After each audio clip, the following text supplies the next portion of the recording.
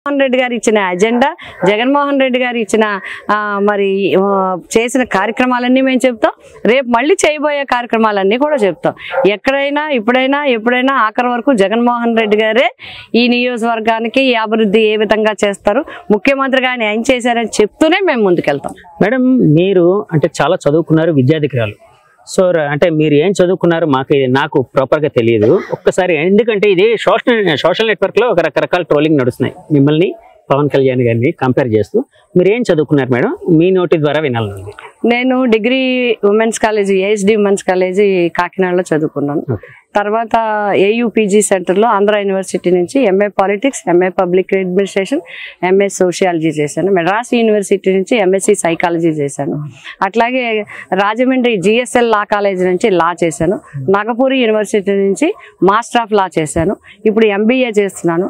అట్లాగే women and child rights మీద doctorate చేయాలనేది, పిహెచ్డి చేయాలనేది నాకు ఒక ఇంట్రెస్ట్ ఉంది. దాని డాక్యుమెంట్స్ అన్ని కూడా నేను తయారు చేసుకుంటున్నాను. ఎందుకంటే ఎడ్యుకేషన్ అంటే చిన్నప్పటి నుంచి నాకు ఎంబీఏ చేస్తున్నాను.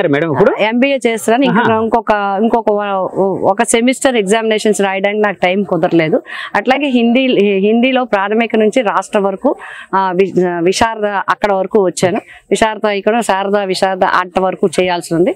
రాష్ట్ర వరకు కంప్లీట్ చేశాను. అంటే నాకు ఒక ఇంట్రెస్ట్, అది ప్యాషన్. అది ఈ కాకుండా నేను జర్నలిజంలో చేశాను, ఎన్విరాన్మెంట్ మీద చేశాను, నార్మల్ మెడిసిన్స్ మీద చేశాను, యోగా మీద సర్టిఫికెట్స్ తీసుకున్నాను. అట్లాగే హైయెస్ట్ సర్టిఫికెట్స్ ఇన్ ఫైనాన్స్ కానీ, అడ్మినిస్ట్రేషన్ కానీ, లోకల్ ఏరియా కానీ, స్థానిక సంస్థల మీద నేషనల్ ఎన్ఐఆర్డి నుంచి హైయెస్ట్ సర్టిఫికెట్లు తీసుకున్నది అప్పట్లో జిల్లా పరిషత్ చైర్మన్ గా, ఎంపీ రాజ్యసభగా వంగా గీత పేరే ఉంటుంది. Highest certificates, 1 year courses, 6 months courses. నాకు ఇంట్రెస్ట్ అంటే ఒక సబ్జెక్టు చదివితే పరీక్ష రాయడం కోసం అన్ని చదివితే నాకు అన్ని బాగా ఉంటాయనేది ఉద్దేశం. మేడం, మీరు రాజకీయంగా అంటే రాజకీయ నాయకులు అంటేనే అసలు టైం ఉండదు. అంటే పర్సనల్ టైం అనేది చాలా స్పేస్ అనేది చాలా తక్కువ ఉంటుంది. అంటే ఫ్యామిలీకి కేటాయించడం, ఇటు వీళ్ళందరూ వస్తూ ఉండడం, పబ్లిక్ ఎక్కువ టైం కేటాయిస్తూ ఉంటారు. ఇలాంటి టైంలో ఎలా చదవగలుగుతున్నారో, ఆ రహస్యం ఏంటో, ఆ కిటుకు అంటే సాధారణంగా వివాహం విద్యనాశనం అంటారు. నాకు ఇంటర్మీడియట్ ఎగ్జామినేషన్స్ అయిపోగానే మ్యారేజ్ అయిపోయింది. బట్ కాశీ విశ్వనాథ్ గారు, మా హస్బెండ్, మా అమ్మమ్మ గారి పట్టుదల వల్ల మాకు ఇంటర్మీడియట్లోనే మ్యారేజ్ అయిపోయింది. తర్వాత చదువుకుంటా అంటే మా మదర్ ఒప్పుకోలేదు. ఇక్కడ మీకు ఒక విషయం చెప్పి, మా మదర్ ఒప్పుకోలేదు. పెళ్ళైతే కాలేజీకి ఏంటి చదవడానికి వీల్లేదని. బట్ మా ఫాదర్ ఏమన్నా వైఫ్ అండ్ హస్బెండ్కి ఇష్టం అయితే మీరు చేసుకోమన్నారు. అప్పుడు విశ్వనాథ్ గారిని చదువుకోవాలనుకుంటే చదువుకొని ఆయనే తీసుకెళ్ళి ఉమెన్స్ కాలేజీలో నన్ను జాయిన్ చేశాను. అప్పటి నుంచి ఏ ఎగ్జామ్ను కూడా నేను ఫెయిల్ అవ్వలేదు. ఒక్క ఎగ్జామినేషన్లో వంగా గీత ఫెయిల్ అవ్వలేదు. ఎగ్జామినేషన్ రాస్తే పాస్ అవ్వాల్సిందే. ఇప్పటి వరకు నేను రాస్తూనే ఉన్నాను, చదువుతూనే ఉన్నాను. ఎక్సెప్ట్ తక్కువ నాకు ఎప్పుడు మానేశానంటే, నాకు ఎక్కువ బ్రేక్ ఎక్కడ వచ్చిందంటే, పిఠాపురం నియోజకవర్గం ఎమ్మెల్యే అయిన తర్వాత పూర్తి సమయం దీన్ని కేటాయించడం వల్ల అప్పుడే ఎక్కువ సర్టిఫికెట్స్ తర్వాత మళ్ళీ ఎంపీ అయ్యాక మళ్ళీ మధ్యకాలంలో 14 to 19లో కూడా 2-3 సబ్జెక్టులు కట్టి పాస్ అవ్వడం జరిగింది. ఎన్విరాన్మెంట్ మీద, మెడిసిన్స్ మీద, చిల్డ్రన్ మీద, లా మీద, ఇవన్నీ కూడా చేయటం జరిగింది. మీరు ఇన్ని డిగ్రీలు, ఇన్ని సర్టిఫికెట్లు తీసుకున్నారు కదండి. ఎడ్యుకేషన్ అనేది ఒక రాజకీయ నాయకులుగా మీ పరిణితి చెందడం, పరిణితికి ఏ విధంగా హెల్ప్ అయిందంటారు? తప్పకుండా మాకే కాదు, సమాజానికి ఎడ్యుకేషన్, సమాజంలో ఉండే రుగ్మతలను, అసమానతను తొలగించేది ఒక విద్య మాత్రమే. అందుకే జగన్మోహన్ రెడ్డి గారు అంటే మాకు ఇష్టం. ఈ రోజు పేదవాడికి ఏదో పథకాలు, మధ్యాహ్నం భోజనం కేవలం పెట్టడం మాత్రమే కాదు, పేదవాడు అందరికీ కూడా విద్య నేర్చుకోవాలి, పేదవాడు కూడా అమెరికాలో వెళ్ళి చదువుకోవాలి, మంచి యాక్సెంట్ ఉండాలి, ట్యాబులు కూడా చదవాలి అని చిన్నప్పటి నుంచి ఇంగ్లీష్ మీడియం కూడా చదువుకోవాలి. అందరూ విద్యావంతులు. ఈ రోజు అసమానతలు ఎక్కడ పోయినాయండి? ఈ రోజు గతంలో అయితే అసమానతలు ఎక్కడ పడతాయండి? ఇప్పుడు అందరూ సాఫ్ట్వేర్ ఇంజనీర్లు అయిన తర్వాత ఎక్కడ కనబడుతుంది కులం, మతం అని లేకుండా అందరూ కలిసి సమాజంలో అందరూ కలుసుకునే అవకాశం వచ్చింది అంటే విద్య వల్ల. మొన్నటి వరకు టీడీపీ, బీజేపీ, జనసేన కలవని అనుకున్నారు. ఆ విధంగా అంటే వైఎస్ఆర్ పార్టీ నుంచి కూడా వాళ్ళ కలవకుండా ఉంటే బాగుందని చెప్పి వాళ్ళు అనుకుంటున్నారు, అధినాయకులు అనుకుంటున్నారు అన్నట్టు రకరకాల వార్తలు అయితే వచ్చాయి. ఇప్పుడు వాళ్ళ ముగ్గురు కలిశారు. సో ఈ కలయికని ఏ విధంగా చూడాలంటారు?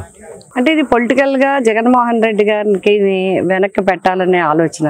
జగన్మోహన్ రెడ్డి గారిని ఎదుర్కోవడానికి అందరూ ఒకటైతే తప్ప సాధ్యం కాదని వాళ్ళ ప్రయత్నం. ఎందుకంటే 3 పార్టీలు గతంలో కూడా కలిసి అప్పుడు సాధించగలిగాము. అయితే అప్పుడుకి ఇప్పటికి చాలా తేడా ఉంది. ప్రజలతో చాలా సత్సంబంధాలు మా అందరికీ ఉన్నాయి. అంతేకాకుండా జగన్మోహన్ రెడ్డి గారు 1924 ఒక పరిపాలనని బెస్ట్ పరిపాలన చేసి చూపగలిగారు. కాబట్టి ఇప్పుడు 3 పార్టీలు కలిసినా ఎన్ని పార్టీలు కలిసినా ప్రజా మద్దతు మాత్రం ప్రజల మనసుల్లో జనం మనసులో ఉన్నది జగన్ గారే. తప్పకుండా విజయం సాధించే కదా. ఎవరు ఎన్ని ఎత్తులు వేసినా కూడా, ఎవరు ఎన్ని ప్రయత్నాలు చేసినా కూడా రేపు రాబోయేది వైఎస్ఆర్సీపీ పార్టీ అధికారంలోకే వస్తుంది. జగన్ గారే ముఖ్యమంత్రి అవుతారు. మేడం ఇప్పుడు అంటే 5 ఏళ్ళ పరిపాలన తర్వాత ఏ ప్రభుత్వం మీదైనా జనరల్ గా ఒక వ్యతిరేకత అనేది వస్తుంది. అంటే మీ మీద బయట వినిపిస్తుంది ఏంటంటే అంటే ప్రతిపక్షాల నుంచి వ్యతిరేకత చాలా ఎక్కువగా ఉంది, ఆ వ్యతిరేకత మమ్మల్ని గెలిపిస్తుంది అన్నట్టు. వ్యతిరేకత ఎక్కువగా ఉంటే ఏ పార్టీ కూడా సీట్లు పంచుకోరు. వ్యతిరేకత ఎక్కువగా ఉంటే regional party, strong regional party, అలాగే నేషనల్ పార్టీ, ఇన్ని పార్టీలు కలిసి ఇప్పుడు ఏంటి జగన్ను ఓడించడం లక్ష్యం అని ప్రతిపక్షాలు అంటున్నాయి, కానీ జగన్ను గెలిపించడం లక్ష్యం అని ప్రజలు అంటున్నారు. అంటే నిజంగా మీరు ఒక్కటి వాళ్ళ గుండెల మీద చేసుకోవాలండి. మీరంతా కూడా పరిశీలించండి. వ్యతిరేకత ఉంటే తెలుగుదేశం సీట్లు పంచుకుంటుందా? వ్యతిరేకత ఉంటే జనసేన సీట్లు పంచుకుంటుందా? వ్యతిరేకత ఉంటే బీజేపీ సీట్లు పంచుకుంటుందా? ముగ్గురు ఎందుకు కలవాలనుకుంటారు? ఎందుకు ఒకటి గట్టిగా పట్టుకుని నడవాలనుకుంటారు? అంటే జగన్ గారి మీద జనంలో వ్యతిరేకత లేదు, జగన్ గారి మీద జనంలో పాజిటివే ఉంది. ఈ రేపు రాబోయే ప్రభుత్వం కూడా జనం మద్దతుతో వైసీపీ ప్రభుత్వమే. మీరు సిద్ధం అంటున్నారు, వాళ్ళు యుద్ధం అంటున్నారండి. సిద్ధం గెలుస్తుంది, యుద్ధం గెలుస్తుంది. సిద్ధమే గెలుస్తుంది. ఎందుకంటే వాళ్ళ ప్రజాగలం ఏదైతే మొన్న ముగ్గురు కలిసి అంటే మోడీ గారు, చంద్రబాబు గారు, పవన్ కళ్యాణ్ గారు 2014లో కనిపించారు ఒకే స్టేజ్ మీద. మళ్ళీ 2024 10 ఏళ్ళ తర్వాత కనిపించారు. సో విపరీతమైన క్రౌడ్ పుల్లింగ్ జరిగింది, జనాలు స్వచ్ఛందంగా వచ్చారని చెప్తూ ఉన్నారు వాళ్ళు. సో సభను కూడా చూశారు, సభ మీద వచ్చిన కామెంట్స్ చూశారు, సభ ఎలా జరిగిందో చూశారు. మేమేం చెప్పక్కర్లేదు. మా సిద్ధం సభలు ఎలా జరిగాయి, ఆ యుద్ధం సభ ఎలా జరిగిందో ప్రజలే చెప్తున్నారు. కాబట్టి ఎప్పుడు సిద్ధమే గెలుస్తుంది. సిద్ధం యొక్క విజయమే తథ్యం అవుతుంది. వైఎస్ జగన్మోహన్ రెడ్డి గారే రేపు 24లో సీఎం కాబోతుంది. వైనట్ 175 అన్నారు మేడం. సో మీరు ఆ మధ్య సభలు పెట్టినప్పుడు అంటే ఇది ఒకటి చెప్పండి మేడం. అంటే యాక్చువల్ గా గ్రీన్ మ్యాట్లో ఎక్కడ సభలు చేయలేదు, ఇది మొట్టమొదటిసారిగా జగన్మోహన్ రెడ్డి గారి సంప్రదాయం మొదలు పెట్టారని చెప్పి ప్రతిపక్షాలు రకరకాలుగా విమర్శలు అయితే చేశాయి. సో వాళ్ళు అన్నది కూడా ఏంటంటే అక్కడ వచ్చిన జనాలందరూ మార్ఫింగ్ అంటే గ్రాఫిక్స్ లో వాటిలో క్రియేట్ చేశారు ఇట్లాగని అన్నారు. సో దీన్ని ఎలా చూడాలంటారు? అలాంటిది ఏదైనా ఉందా అండి? అది సాధ్యమా?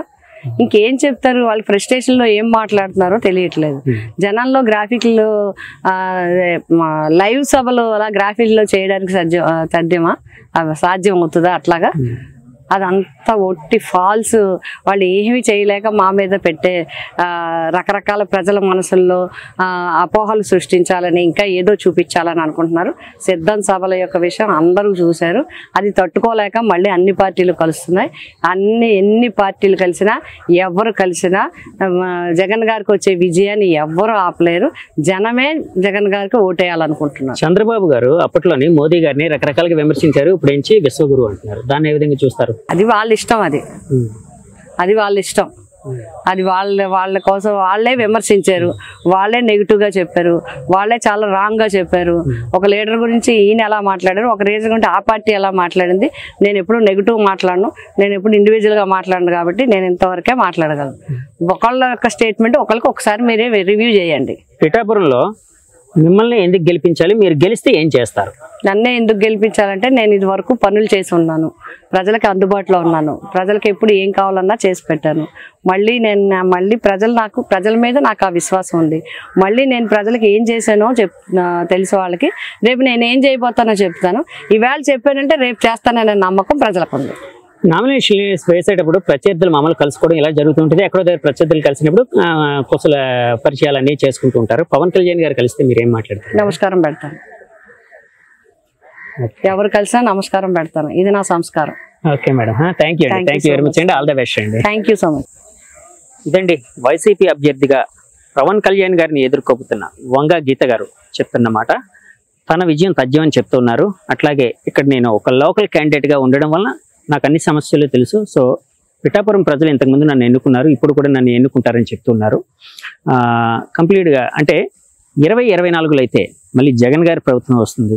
ఎంతమంది కలిసి వచ్చినా జగన్ గారిని ఏం చేయలేదని చెప్తూ ఉన్నారండి. ఇంటర్వ్యూ మీకు నచ్చితే మా ఛానల్ లైక్ చేయండి, కామెంట్ చేయండి, సబ్స్క్రైబ్ చేయండి. Thank you very much. Signing off మీ జగదీష్. Bye bye.